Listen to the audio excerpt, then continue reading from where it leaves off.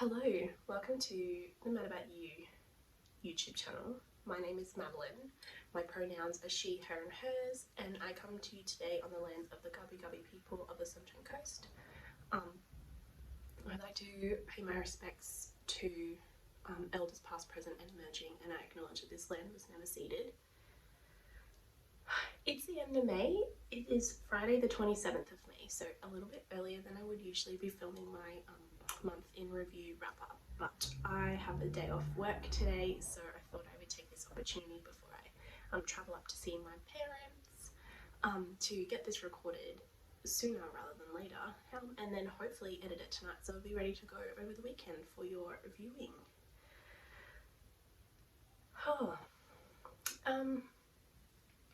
It is the 27th of May, which means in Australia we're moving into National Reconciliation Week, so I thought I might just say a few words about that. Yesterday, 26th of May, was National Sorry Day, and National Sorry Day was first celebrated, bad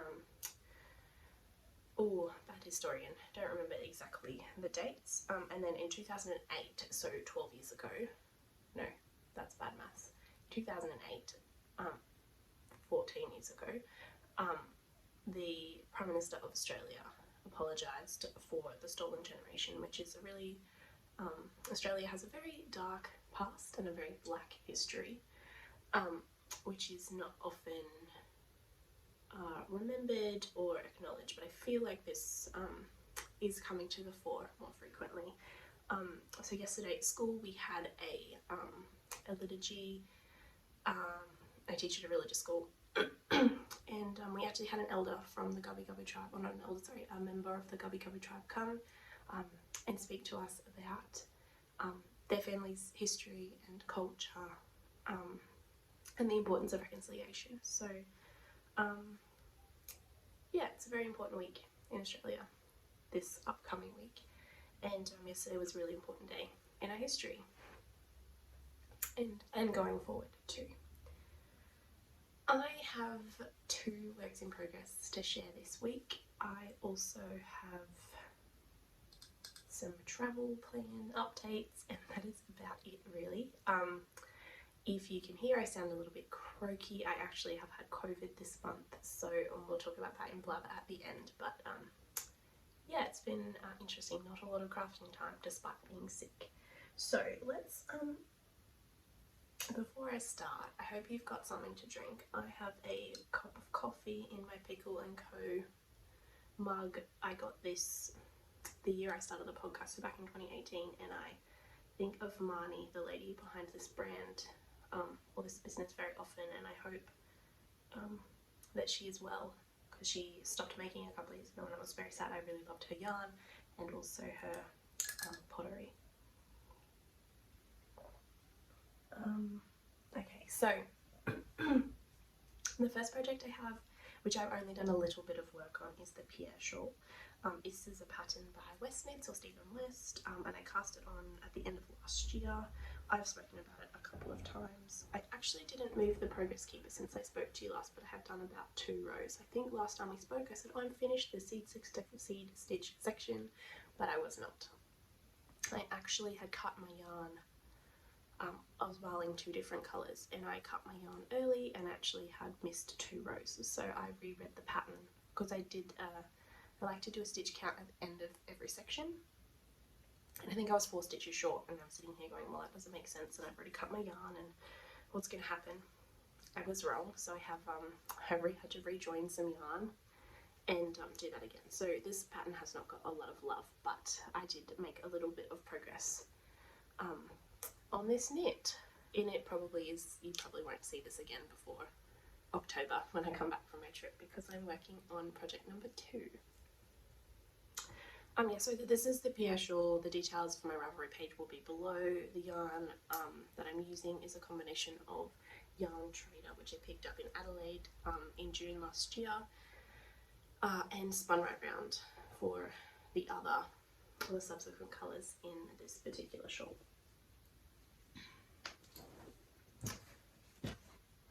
My other work in progress, the yarn will be very familiar, the project is not. I cast on my Ricane by Christina Danahy, which was to be my Rhinebeck sweater, and I really stuffed something up. My gauge was fine, like very close. I was half a stitch off, which when I did the maths, and I got one of my friends who is a tech editor,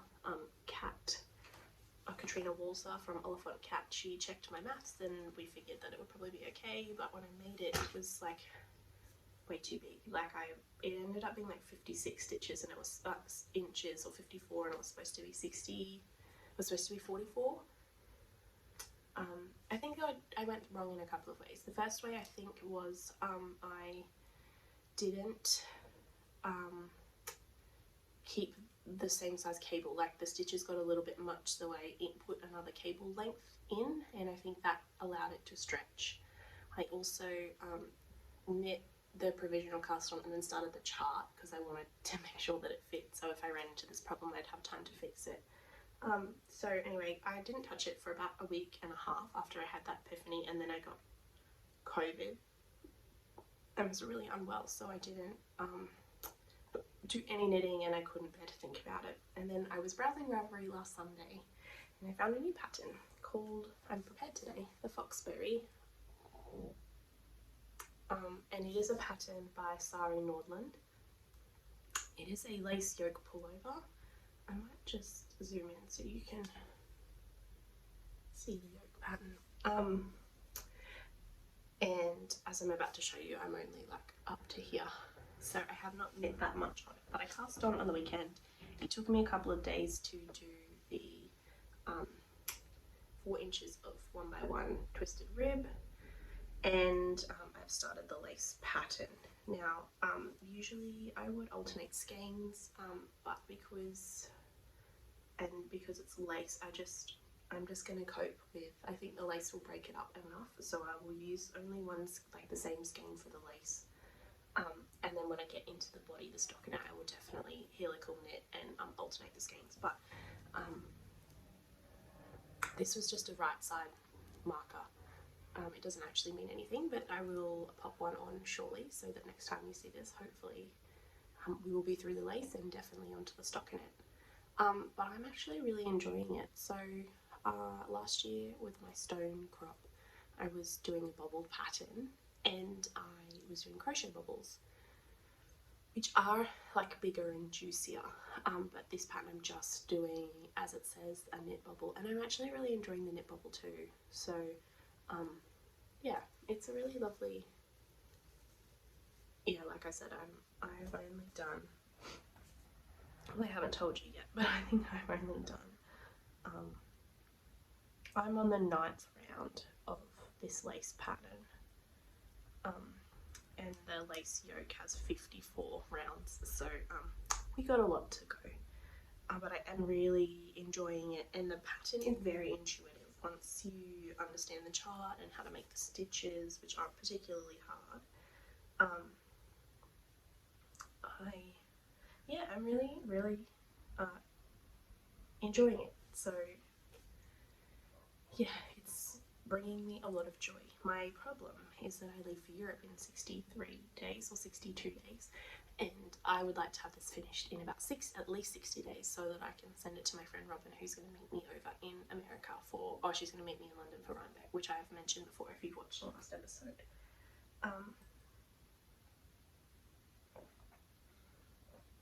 So yeah, that is where we're at. Obviously, like if I had waited till the end of the month, I would have had knit some more to show you.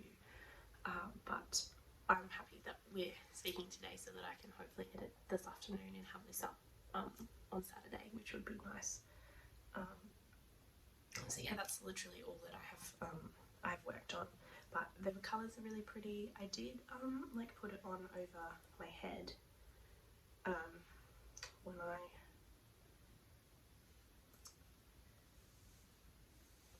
didn't have my hair out at the time. Yeah, so this will fold in, and it's a double hem, which rolled hem, sorry, which is not great for the weather of where I live, but here we are. Hopefully it will be cold enough. Well, I mean, I don't want it to be too cold when I'm in New York, but hopefully it will be good weather, like warm, cold enough on at least one day of Rhinebeck that I can wear my jumper. since this is the only reason I'm knitting this particular one, or a jumper, at this point in time, is because of Rhinebeck. So yeah, that is all I have, and I don't have any other knitting that's easy enough for me to knit and talk to, so I'm just going to chat.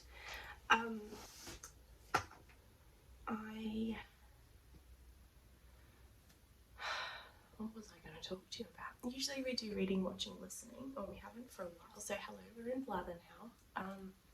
And I sometimes talk about what I'm reading, watching, or listening. I have been reading not a lot, actually, if I'm honest. I started Brene Brown's Atlas of the Heart while I was knitting on my sock machine a couple of orders 2 weeks ago, and I'm quite enjoying that, but I feel like that book is actually something that would be better for me to physically read and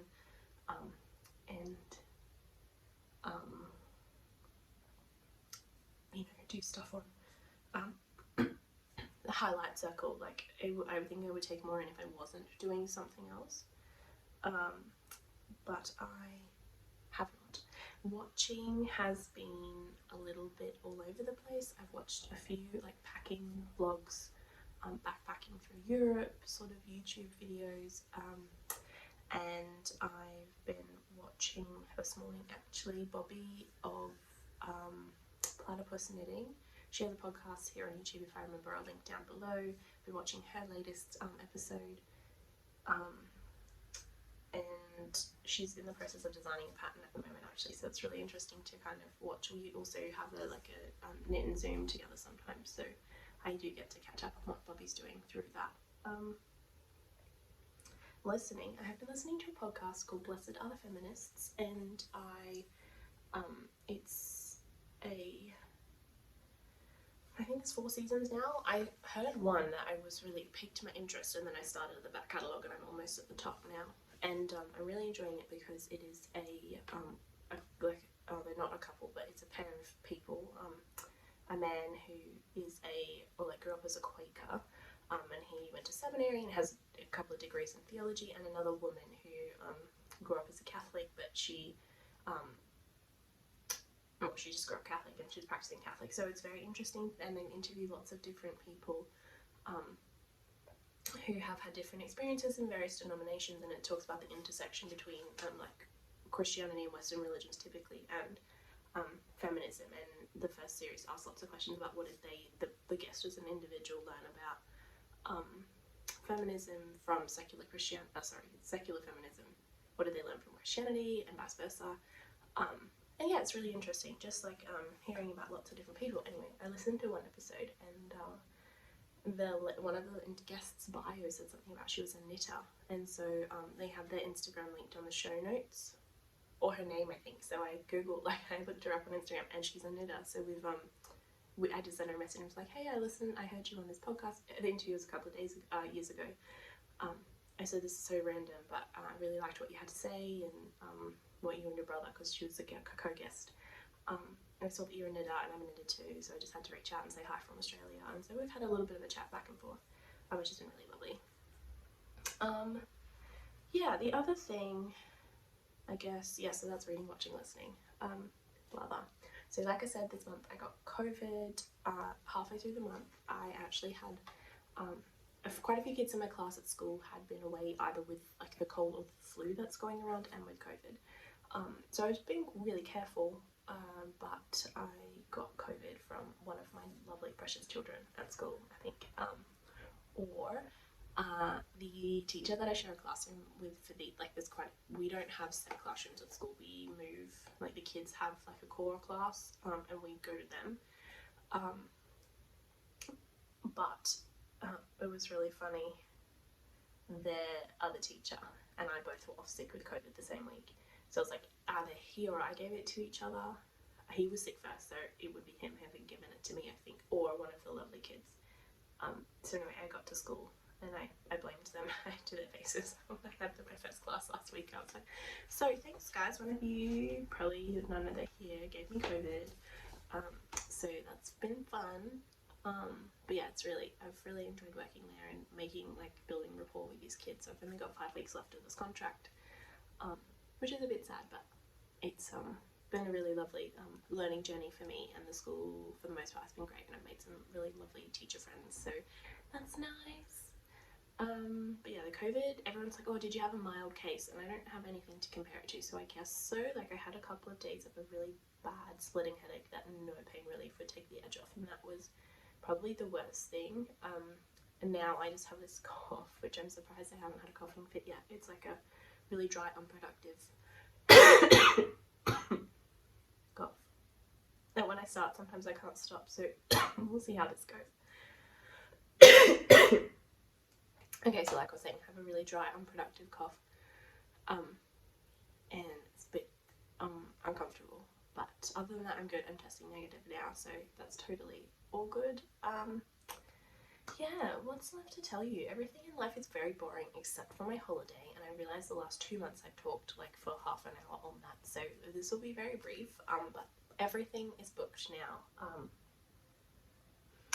except for actual tours or like day trips to do when I'm over there, or we are, like my sister and I are over there, so that's really exciting. I'm really happy about that. I feel much safer, less anxious now that those things are done. Yeah, so that is cool. I had a 2 bookings, which I think I've spoken about before, for Roundback weekend. So one which was cheaper, but I booked for the wrong dates. I'd accidentally booked for the Saturday to the Monday, not the Friday to the Sunday, and it was cheap. Like, I booked it when I was coming back from Canberra. Anyway, instead of cancelling the booking, I just kept it, and then I had another one for the right dates, but that was like $1,200, I think Australian. It was like $900 US for 2 nights, and the room slept 4 because it had 2 double beds, and like my friend and I, Robin, I'm sure we could share a bed, but it was just, we booked, well, it was really the only option, so I booked it. And then I was like checking all my accommodation bookings and updating my Google document, and I realised that I missed a date of accommodation in Budapest. Like, I had booked 3 nights in a hostel, but I forgot that I actually flew in the day before, so then that was a bit of a nightmare. And then I was just like, oh, I'll just have a look at my Kingston bookings for Roundback, and I was going to cancel the cheap one, and I just thought, oh, look, I'll just check the dates to see if they've had any cancellations and if I can change, and I did, and it got accepted. So it's the Super 8 in Wyndham in Kingston, and I think it's like $400 Australian for the 2 nights, or 500 Australian for the 2 nights, which is still exorbitant, but much more reasonable. So I messaged my friend and I said, hey, look, I've managed to get us dates at the cheaper place. I'd prefer to save that money, like we're only really sleeping there, or like having a net, and I'm sure that we'll make friends like over the weekend.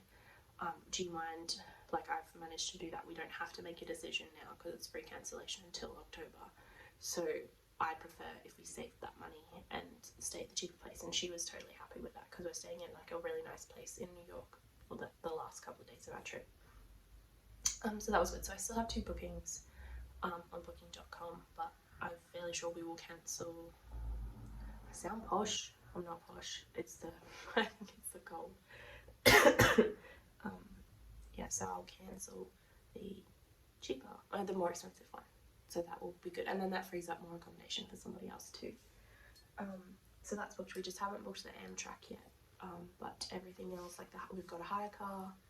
I have to get used to driving on the right side, but the wrong side for me of the road again, which is, I'm sure it will be fine.